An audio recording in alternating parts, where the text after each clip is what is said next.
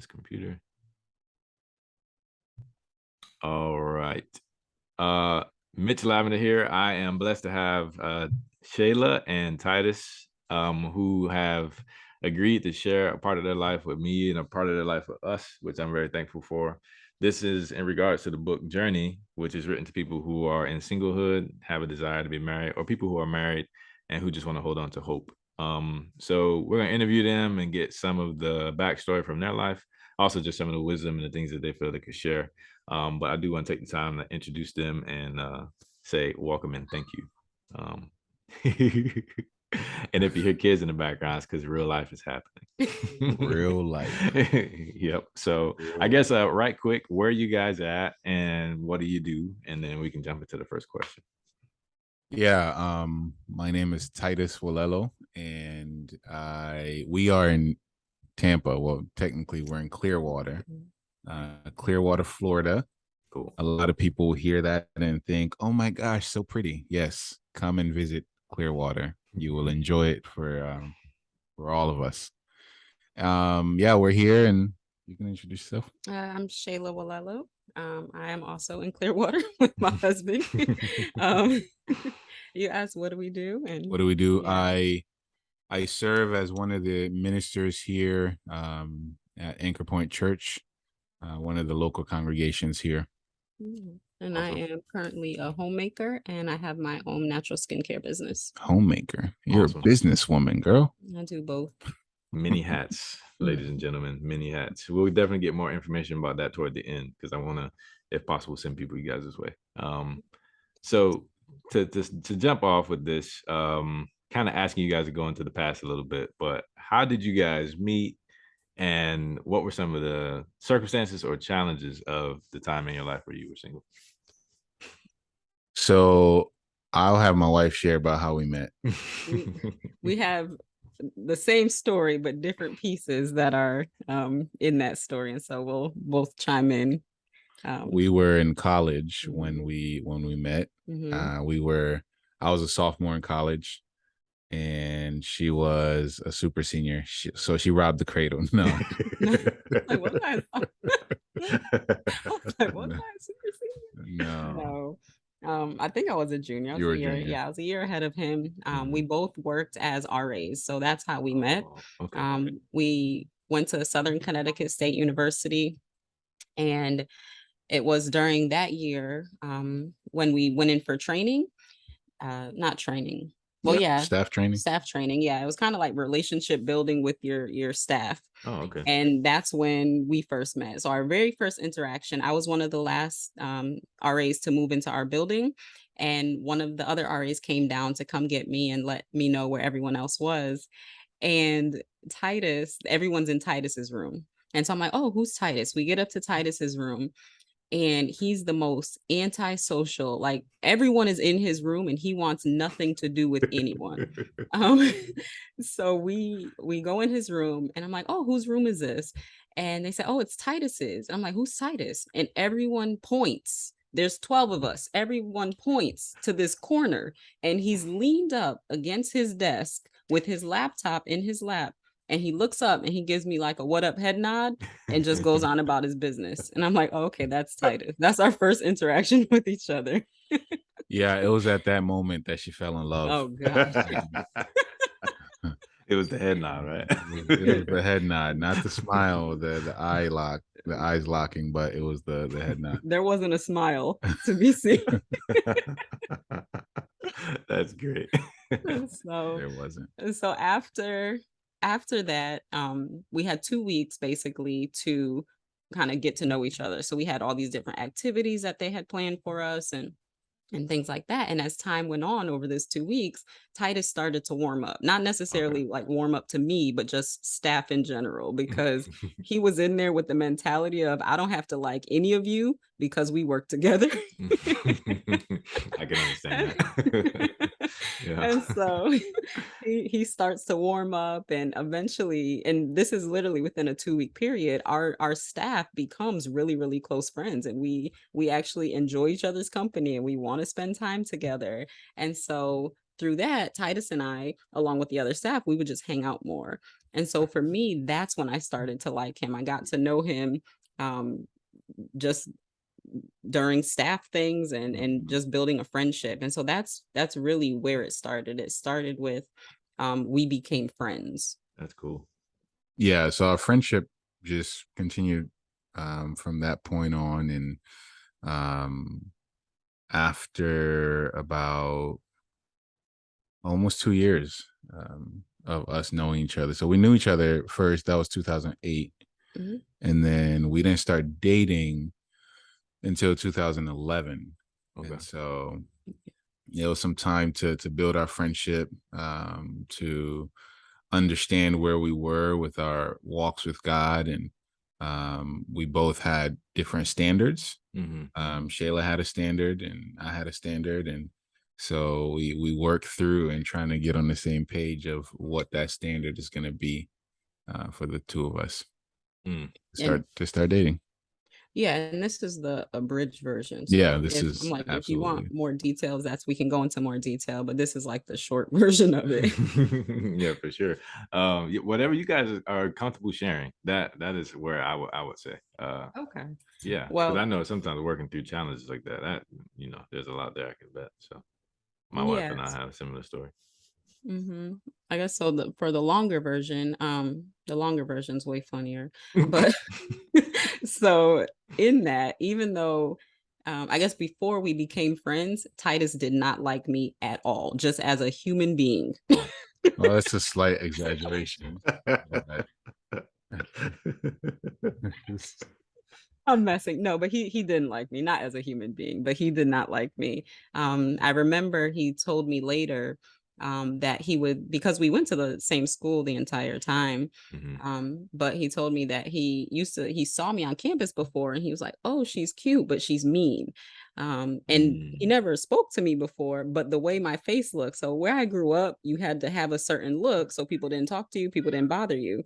And that's the same look that I went to school with. And so people didn't talk to me and bother me. And Titus was kind of one of those people. He saw me and he was like, oh no, she's mean. I'm not messing with her. Yeah, and my Miami can relate to that. And so it wasn't until later when we started becoming friends and he got to know me, he was like, oh, it was a new reason not to like me. He was like, I don't like her. She's too nice. Like, she can't be this nice. It can't be real. And so that's why I was messing, saying like, as a human being, he just, but yeah, so it was kind of both ends of the spectrum, but initially there was no interest at all. In regards to us. Would that be accurate? Yeah, no, that's accurate. I thought she was cute, but I was not interested in her. And so it wasn't until we started getting to know each other through, working together as RAs and seeing each other in different situations, as RAs and having conversations. And I think those 2 weeks were really impactful. They were a huge connecting factor, right? They played a huge role in connecting us. Just allowing us to, I mean, we had other coworkers and we worked with other people, but we really it adds to the real factor. It's great. Son screaming in the back. They're having fun. They're playing in their room together. Yeah, in case you're wondering, Titus and Shayla have two children, and we have 2 small children, ages 4 and 2. One of them started kindergarten today. So that's awesome. Yeah. So we've had an interesting day. But yeah, those 2 weeks were great for us. We really connected, and again, we just continued the friendship. We continued to talk and get to know each other. I got to know people who were important in Shayla's life. I got to know the families that she was close to. One guy in particular, Tim Blake, was kind of like a big brother to her. And I got to know him, and through that relationship, he really helped me with my relationship with God, and he really became a mentor to me and helped me to know God on a deeper level. He's still a good friend today. He's a great big brother. But yeah, so through these relationships and conversations, we we started dating, after Ooh, after ooh. I told her that, get to know me and like It was that easy, huh? it was that So the easy. people on the podcast listening to this, I'm like, you're missing all the facial expressions Oh yeah. that are on here. I think in between like us dating, so part of the stuff that we needed to work through at the time, I had just started following God. Like Mm, I mhm, decided, okay, I want to be a Christian and I want to follow God. mhm, And I had gotten out of a relationship mhm, because I realized like that wasn't bringing me closer to God.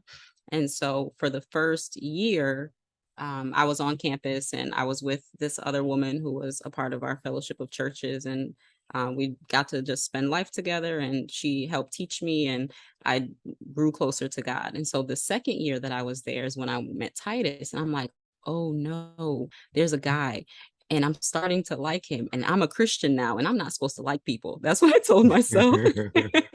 uh, Um, and so part of it was because I had made a commitment, like, I want my life to be different now. I don't want the same type of relationship that I had in the past. I didn't want to date Titus because once we got to know each other, I knew that he wasn't going to bring me closer to God.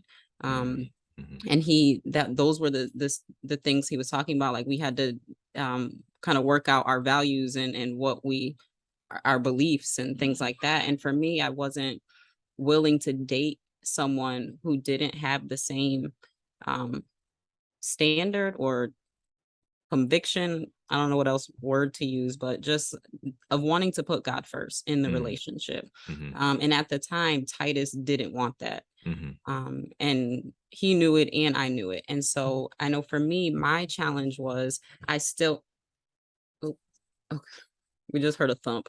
I still, I like this guy, but I don't want him in that way. mhm, And I had something like between myself and God, I called it a progressive prayer. mhm. And what that was it started off as God helped me to want his soul more than I want him. Wow. And it was help me to want him to get to know you more than Mhm, anything else, mhm, because I knew that I liked him. But I once again, I didn't want to go there. And so I tried to focus more so on him getting to know God. right. And so from there, when we when he decided, hold on one second, baby.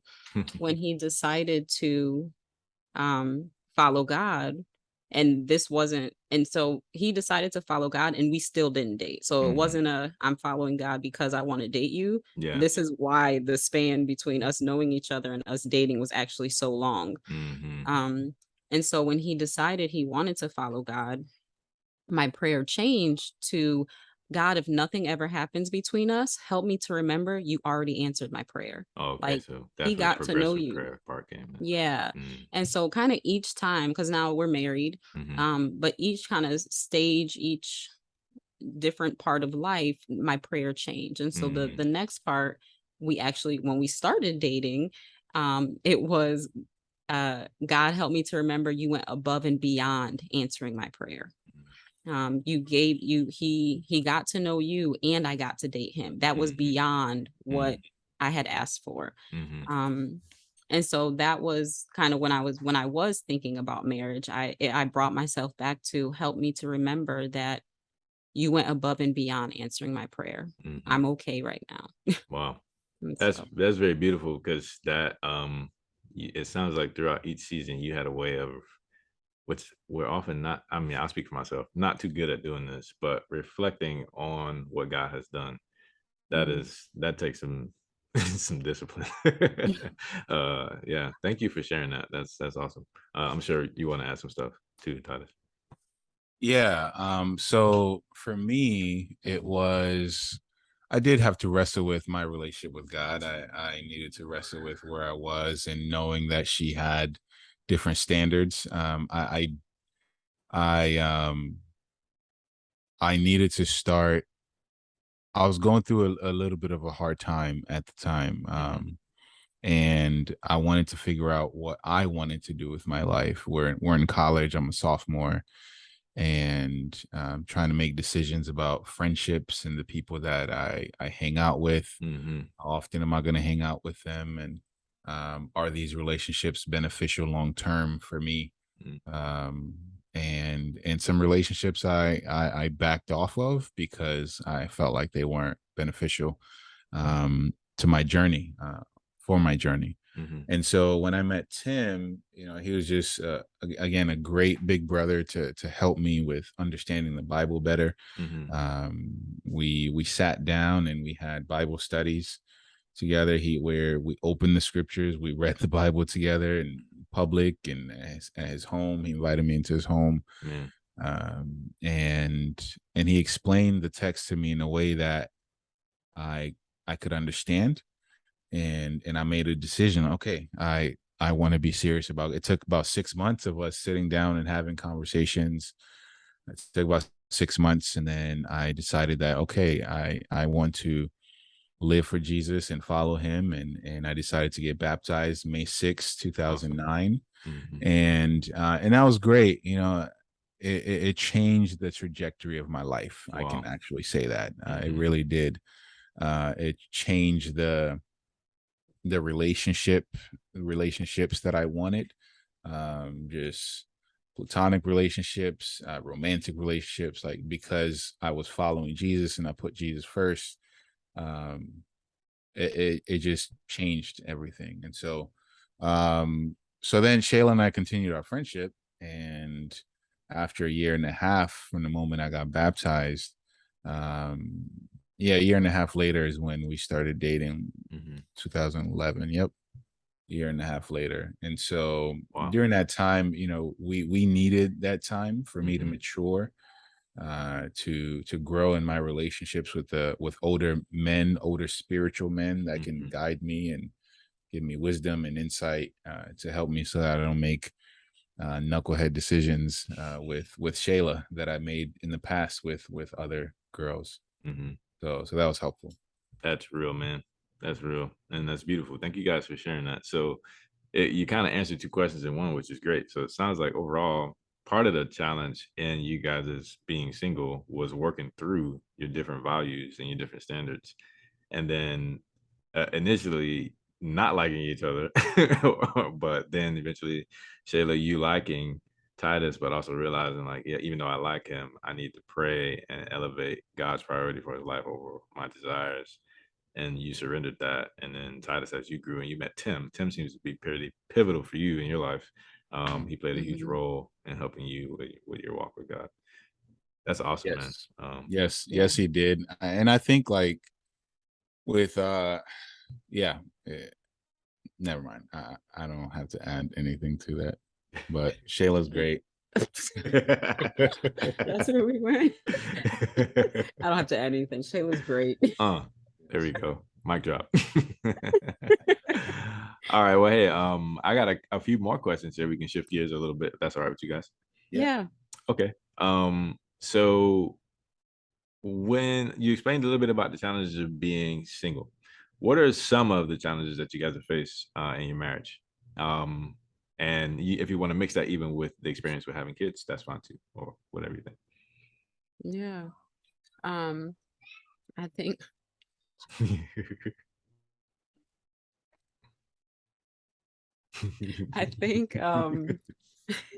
we keep saying it. We have children.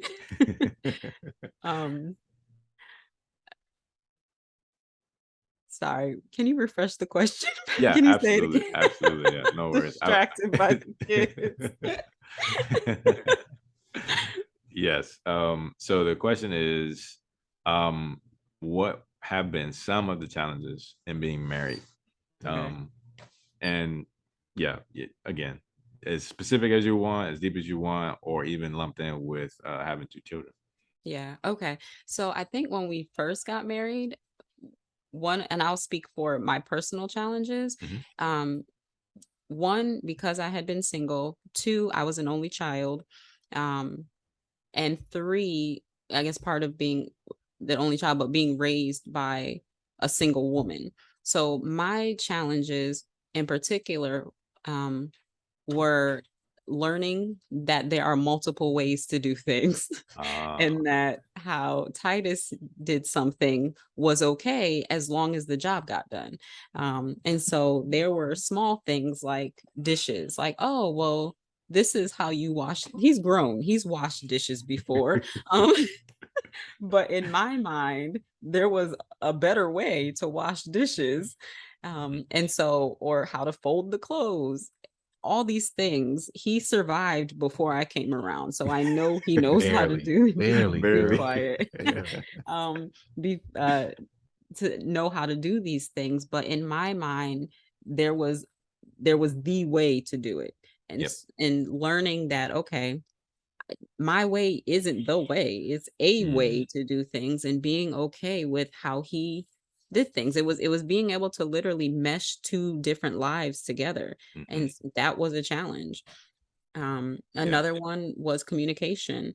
Just and that I feel like that's an ongoing thing. We constantly learn how to communicate better. I don't Amen. think that it'll ever be like, I want it to be a point, but I don't ever think there'll be a point where it's like, we got this. We've Like, arrived. no more Same for Hope and I. miscommunication. Like everything is just like, oh yeah, we know how to resolve that. We got this. So we're not there. We're not ever going to be there. I would love to be there, but it's not happening. So we constantly learn how to communicate more effectively, how to resolve things.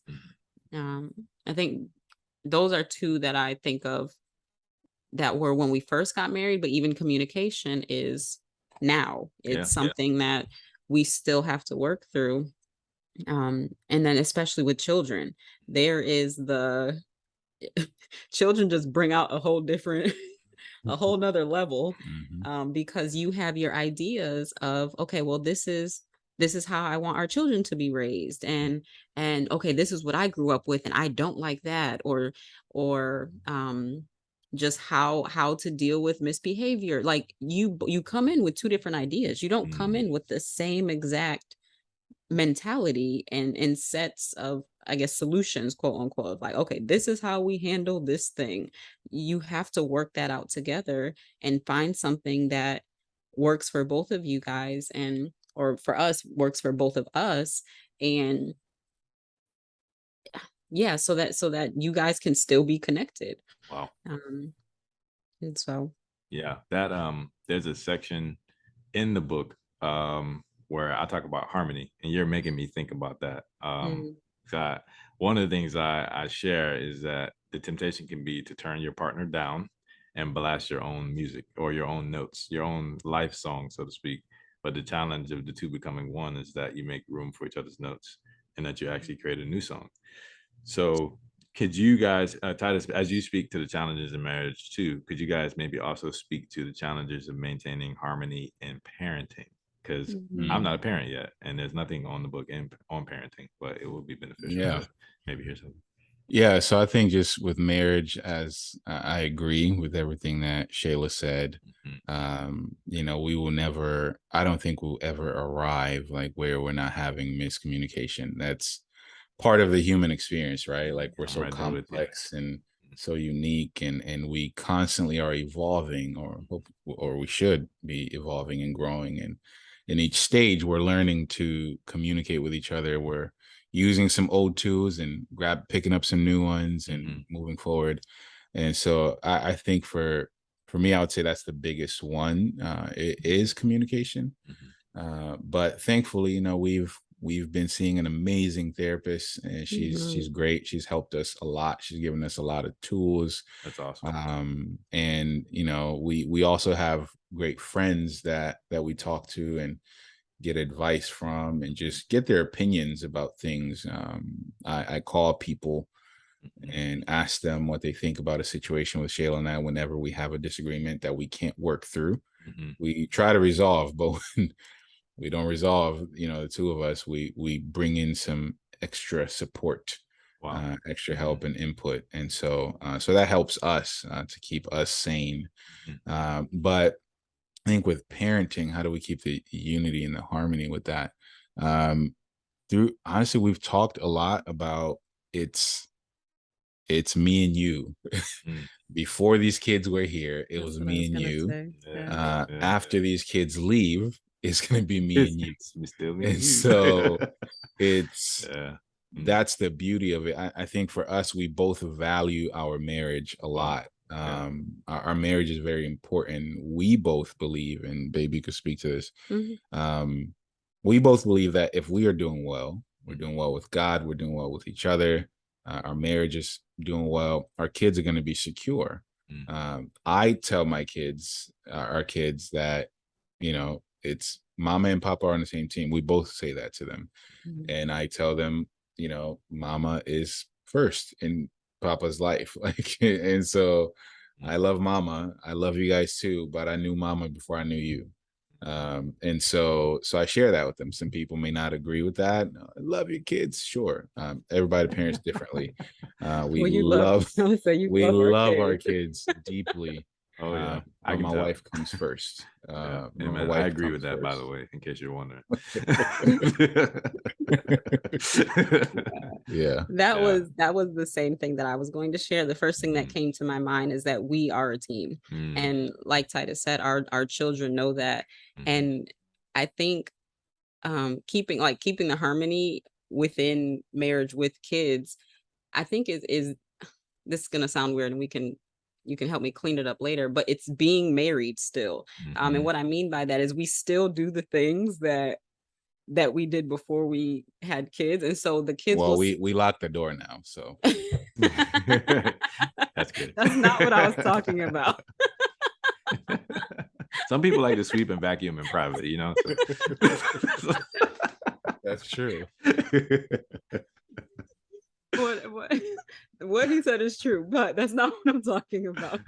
What I mean is like, so Titus will still put on a song that we both love, and we'll start dancing in the middle of dinner. Yeah, in the middle of dinner, or like just randomly. And it's funny because like our kids see that we like each other, and so they want to be a part of that. So anytime we have to tell them like, hold on, let mom and papa dance. And sometimes it's like they're both there and they want, so I'll pick up one and Titus will pick up the other one, and we're all dancing together. But they know that we like each other. And so even today, Titus came in the door and Layla was like, "Hey papa, you're back," or "What were you doing?" or something like that. And he's like, "I was in the car thinking about my wife." And and I lean over to Layla and I said, "Does he like me?" And she goes, "Yeah." And so I think like still being married, doing those things, and like I feel like that helps keep the harmony as well. It's not like, okay, the kids have taken over, and there are times where we're not getting along and we feel like, well, I can't say I feel like the kids are taking over. Like there's so much to do, there's so many responsibilities and house and children and that, but it goes when we communicate, when we go back and like, so this is, and I know you have another question, but along the lines, Titus had mentioned our therapist. There's something called, I don't think she coined this, but she's the one who gave us the tool, but 15-30. And so it's 30 seconds of kissing, and 15 minutes of, what do you call it?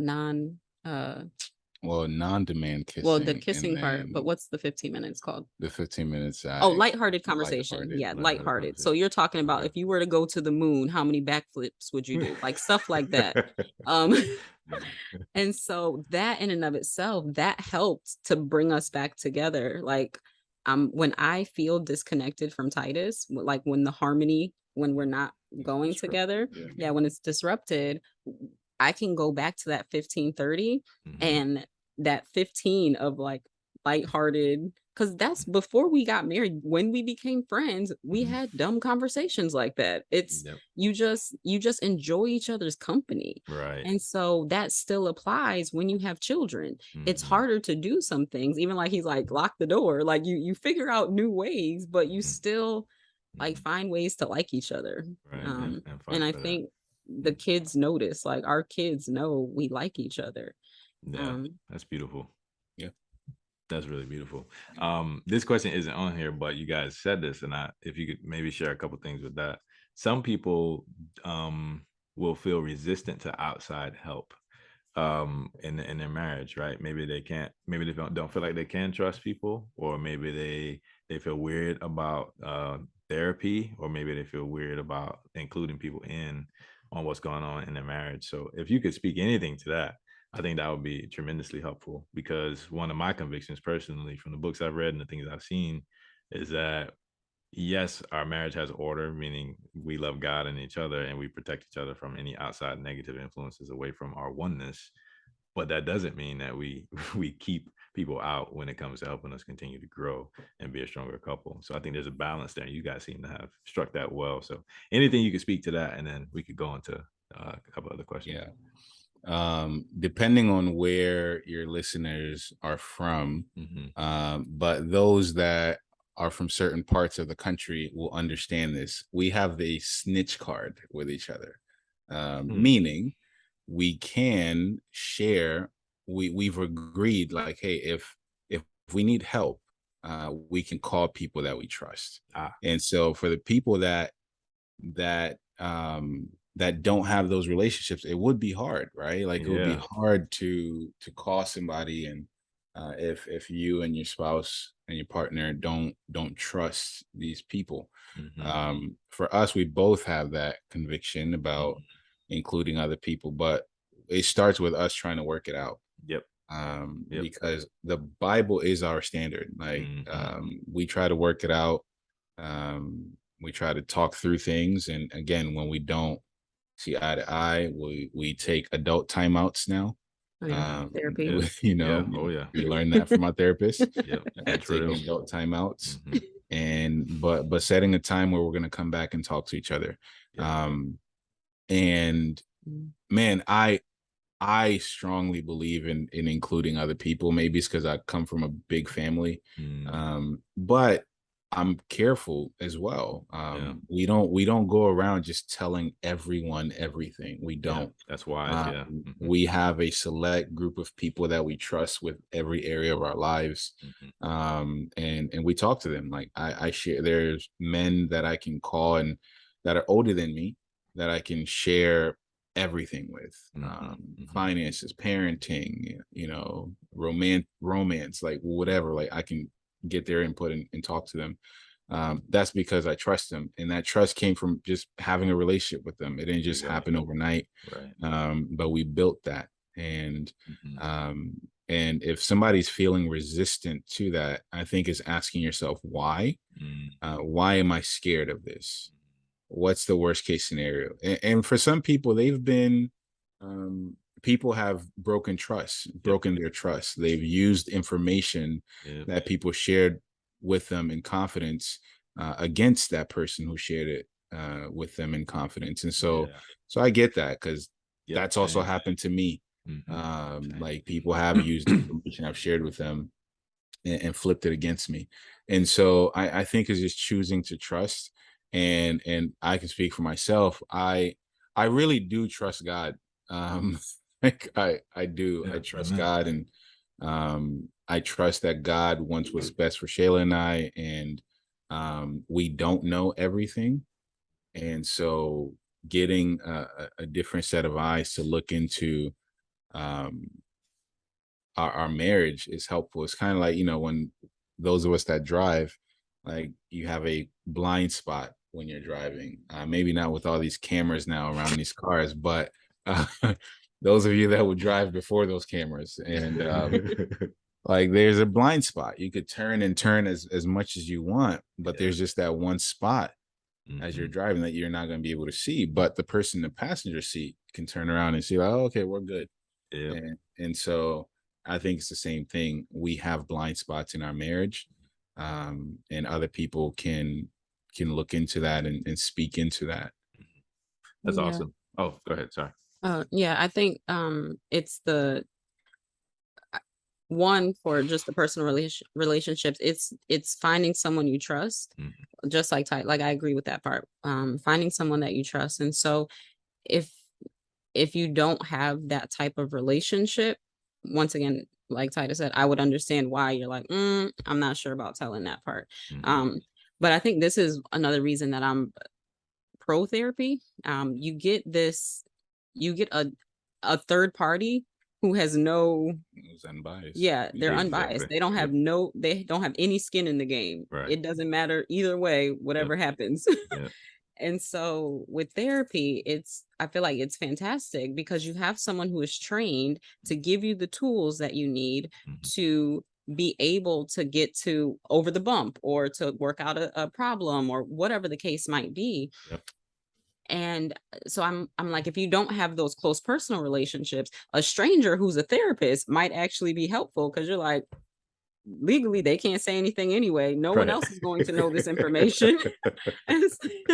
And they're equipped to give you the tools to do what you need to do. Yeah. And so Absolutely. And I just want to commend you guys for your humility and just the work you guys put in. I can just looking at the screen, obviously I'm not with you in person, but you can tell that a lot of unseen work goes into you guys' marriage. And I think that's amazing attribute of Christ that I want to highlight. So thank you guys for sharing so openly. And I did want to add, Mitch, real quick, is the people that, at least the men that I talk to, we don't always agree. They don't always say the things that I want to hear. Yeah, talk about that. And you know, there are times when, because for me, I don't like when people beat around the bush and sugarcoat things, and these men know that about me. Sure, they're gentle as gentle as they can be, but sometimes you know, they'll just say, dude, you're being dumb, go and apologize to your wife, like you know. And for me that works. It won't work for other people. I know that. That's where relationships but come my in. point of saying that, the point of me saying that is that these people don't always agree with me, and they don't always say the things that I want to hear. But again, it's because we've built this trust over time, and I can trust their words that they want what's best for me. But because they love me, they also love my wife, and they want to see us do well. So they're not going to say something that's going to be harmful intentionally, intentionally harmful. And so, and even with the things that they say, I have to make a decision on whether or not I'm going to do those things. And so, it sounds like you got really good partners who help you see reality, who continue to call you toward Christ, and who uphold the priority of the sanctity of your marriage, which I think is a beautiful combo. And takes work to cultivate that. A quick aside, one practical thing for anybody who listens to this is, you know, Shayla and Titus do talk to people about the issues when they need to. Something important to remember is also to follow up with those people afterwards and let them know things are resolved. Because sometimes in your marriage, a person is just left where you last informed them. So it is helpful to keep that dialogue open. But that just came to mind. All right, a couple more questions and we can land the plane. You guys are killing it. This is great. So shifting from you guys' experience and more onto kind of projecting outward, for people who are single and desire to be married, or people who are married, and maybe they're fighting for hope. Maybe they are stuck at a perpetual problem, and they don't know what to do, right? Any advice that you guys would pass, things that have helped you, things that you think will be great reminders or maybe anchors for people in those situations? So one, and this is just first thing that came to my head, I don't want to lose it. Sex therapy. So for married, well, people who that's a different type of therapy. So for people, for married couples, sex therapy is like fantastic. I think because, so partly in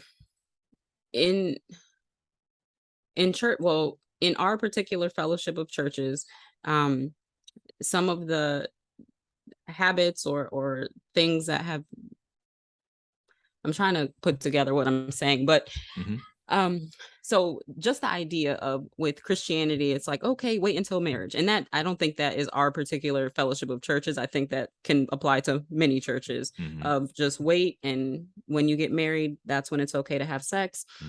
But through that, I know that in some of our churches, and I'm not going to say across the board, but in some of them, it's single people don't get sex education, if that makes sense. It's kind of like, don't talk about It's it. a taboo subject. Yeah, Yep. don't do it. Don't talk about it. And then when you get married, you have free range, do whatever you want. Yep. And to go from one extreme to the other with nothing in between, I know it can be harmful. And I know for me, I developed just incorrect thinking in regards to sex, which affects my marriage because I'm married. Right. And so I think doing sex therapy together, you're able to relearn how God designed sex. And there's a safe space between you and your spouse, but you can also work out the kinks with the therapist and learn things that that I know for me, I didn't necessarily learn just by being a Christian. And so that's the first thing that I think of. For married people, I think sex therapy. Yeah. I recommend it to any married person, whether you've been married for a short period of time or a long period of time. Yeah. Wow. Yeah, Thank and you. even Thank what you for sharing you're that. what you're sharing about the conversations, the openness, right? Like if like one of my best friends, he's in Nashville, Jim Klettner, James.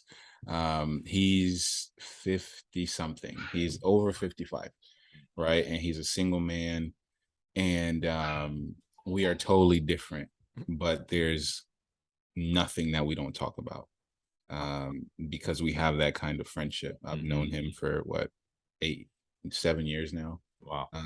And so I think, as Shayla was saying about the singles kind of being told like, hey, don't talk about sex, don't think about sex, you know, is a natural human reaction and desire. But having the safe relationships to where you can talk about these desires that you're having as a single person, I think that's absolutely, it's imperative to have those relationships. And if you don't have those relationships, pray through that, and ask God to give you those relationships where you can be open and vulnerable. And it is scary to talk through these things with other people. Hopefully you can find a trusted, mature person, married person who can help you with that. And even what Shayla was saying, and for those that are married, yes, like sex therapy to get on the same page, have the same tools And and terminology. terminology. And so yeah, I think just creating a culture where talking about sex is not taboo. Yep. Because sex is beautiful. It's from God. It's created by God for us, for our enjoyment, and not just procreation. Amen. So yeah, I think just having those spaces where people are not demonized for asking questions, Right. and because they're curious, and somebody can Google this stuff, They they can talk to a Christian who's mature and responsible, and can open up the Bible with them and talk through these things. Right. I remember and I think it was our first year of marriage. There's a couple up in Syracuse, New York, Justin and Jamila Minchner, and they recommended the book Sacred Marriage to us. It's a famous book, but chapter 10 is on sex. And I remember reading that chapter and him explaining that as God's children, we get to partner with God in creation that is procreation in that sense, that one side of the coin. But I was like, I've never in my life thought about sexuality in such a pure, beautiful way until I read that book. So to you guys' point, the taboo nature of it definitely doesn't facilitate a healthy open dialogue where we have the ability to discuss and mature in our understanding of what God made it to be. And we live in this world, so half the time we're inundated with so much other information that I think clouds out the beauty and the purity and the enjoyment of sexuality in general. So that's a super great point. Yep. Super great point. You want to say anything about the singles? Yeah. The question was basically singles who want to be married, right? Yep. I know I was telling you earlier, I feel like my story is a little bit different. Just because prior to Titus, I was single, but I was okay being single. Like I wanted, yeah, it wasn't that I wanted to be, I didn't lean either way. I wasn't thinking about marriage and I wasn't questioning me being single. I was just okay where I was with God. And I think with that, like the idea when I said I started to like Titus and he was the first person, I'm like, oh my goodness, I like someone. That's not supposed to happen. Kind of what you said of we were talking about being content and with my prayer and thinking like, okay, what God had already done. I think I was content in the fact that for the first time, I felt like I had God. Like, okay, because I grew up going to church, but I said I was a Christian, but when I looked at my life and I looked at what I started learning, I'm like, oh, you don't line up at all. And so for the first time feeling like, okay, I want to line up, I was okay knowing that, okay, I now have this, I now have God. And that was enough. That was, and so I was totally fine with not being married. And so I think in regards to being single, I don't think it's wrong to want to be married. But I think being okay with being with God. And that's actually something I feel like a new chapter in my life, I'm learning in more depth. Like even now, that it's what does it actually mean to be with God and to be content. And one of the ways I feel like God has showed me that, and this isn't like this equals the other one, but my example has to do with Titus. I remember I was really sick one day and I was curled up in the bed and Titus was there and he wanted to comfort me. He was like, what can I do? Or like, how can I help? And there was nothing that he could actually do. Like he couldn't make me better. He couldn't take away the pain. There was nothing he could do.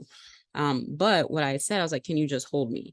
And so he pulled me into himself and he just held me and I felt my body relax. I still was in pain. Like I still was sick. Nothing changed, but I felt my body start to relax.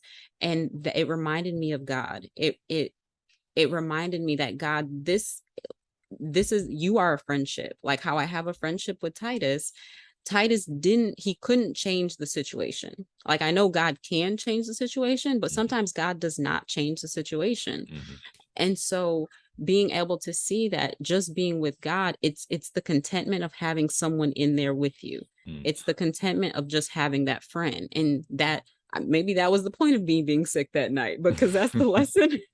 That's the lesson that I got. Girl, I'll put you close. I'll be quiet.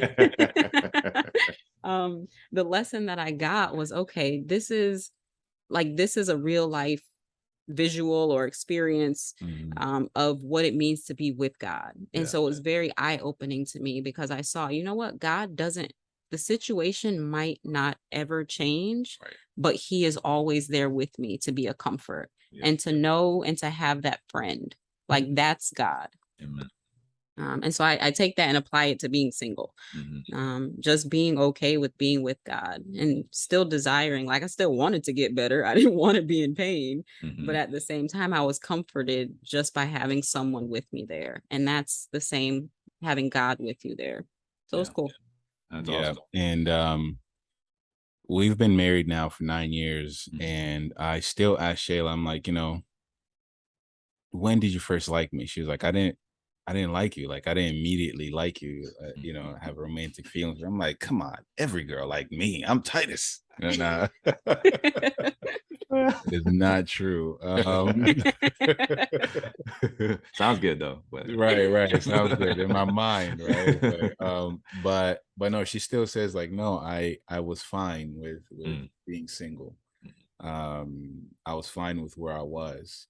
And so I think it's, I wanted to get married. I was like, man, I want to get married. But at the same time, like if it doesn't happen when I want it to happen, I'm okay with that. But that's where those relationships come in. I would talk to the people that I trusted, and I would, hey, what do you think? What do you think? Hey, I think it's go for it, or hey, you might want to wait because here's why. Here are the things I see in your character from the relationship we have, and I trusted that. And so I was a little bit, I was content with God, but I was like, yeah, I don't mind getting married, God, I love you though, like what's up later. Yeah. And so for the you asked also for married people kind of looking for hope. I'm not sure where everybody is in their marriage, but I know for us, we strongly believe in seeing a therapist. A good therapist is a game changer. A bad therapist can also do damage, but I think a really good therapist is a game changer, and but that does not necessarily negate having relationships, right? But at the same time, it's so necessary. And for us, we don't do this often, but we try to pray together. Whenever something comes up, Shayla, there are times when Shayla's like, can we just pray? And I'm like, all right, I married well. It's just spiritual. But yeah, like praying together. I'm not sure, where people are with that. I remember my friend John Hazlett, who passed away a few years ago. One of the things he strongly believed in was for a husband and wife to pray together. Just that practice of praying together. I remember when I saw him, he was in hospice, and we were talking, and one of the things he kept saying is like, take care of your family, and be grateful for the gift that God has given you, and don't forget to pray. He prayed. Every time we hung out, John and I would pray. Wow. And so really, what's really cool actually, Harold Hazlip, his uncle, the School of Theology that I'm going to at Lipscomb University is Hazlip School of Theology. Oh, wow. And so it's pretty cool. That relationship and that connection. But yeah, prayer is key. We can't beat that. Yeah, man, guys, this is awesome. I have one comment, and then we'll land the plane with just asking, what do you guys? How can people get in contact with you? / what do you do? But I'm reading a book called Habits of the Household, and one of the things that the guy is talking about, he calls it a keystone habit, which he says a keystone habit is one habit that makes a bunch of other things happen. Like, for example, doing dinner at the table every night. Well, what happens when you do that is a million other things, including real dialogue. And you guys have shared a lot of those keystone habits, whether it be prayer, whether it be open dialogue, whether it be seeing a good therapist, qualifier on the good part. So you just made me think about that, because I never had language for that type of habit, the difference between just a regular habit and a keystone habit. So you guys made me think about that. But this has been awesome. Just to close it up, where do you guys, well, you answered where do you work, but is there any place you would send people to find what you do or to connect with you guys? That I'll have to get that information so that I can share that when I share this. So my business is currently called Just the Essentials. You can visit my website at just-theessentials.com. But coming this fall, I'm actually changing the name and getting it trademarked. And so I'm going to get a new website and all of that. And so maybe you can put that in the show notes at the end of the podcast. Yep. We can keep that updated. Yep. And you can find me on Twitter. No, I'm not on Twitter. You can find me on Facebook. I'm on Facebook because I'm, old. I still use Facebook. Titus Walelo, and on IG, Nzambeli Boso 1. Yeah, spell that, baby. If you don't know what Nzambeli Boso is, find a friend who's from the Congo and who speaks Lingala and ask them, what does Nzambeli Boso mean? Everybody's friend's gonna be named Titus Walelo. Go ahead, spell that for us, bro. All right, it is NZ. Oh, sorry. NZA MBE. Is this underscore? That is underscore. Yeah, underscore. Liboso is Liboso 1. Zambeliboso 1. All right, sweet. It means God first. Ooh, in Lingala. Man, that just got way more cooler. It was already cool. I was like, that's pretty cool. You just like took it off the meter. So. That's so cool, man. Awesome. All right, guys. Well, I want to say thank you again. I really appreciate you guys just sharing your time. I know time is very precious and I don't take it for granted. So I appreciate it so much. I'm gonna go ahead and stop the recording now.